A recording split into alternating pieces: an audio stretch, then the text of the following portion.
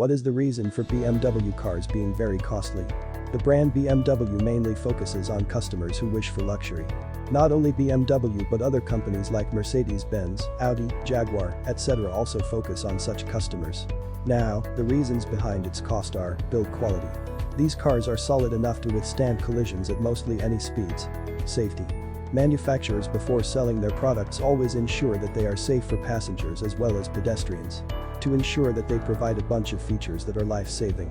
Ever heard of the death, in an unfortunate mishap, of passengers in a BMW? If yes, then that would be the rarest, i.e. maybe 1 out of 1,000 crashed BMWs. Comfort. The comfort provided by these luxury cars is unparalleled. No other budget car can give such comfort to its passengers. Combined with some creature comforts or gimmicks, the luxury experience gets enhanced by almost 10 times than that of a budget car. Refined and performance-oriented engines.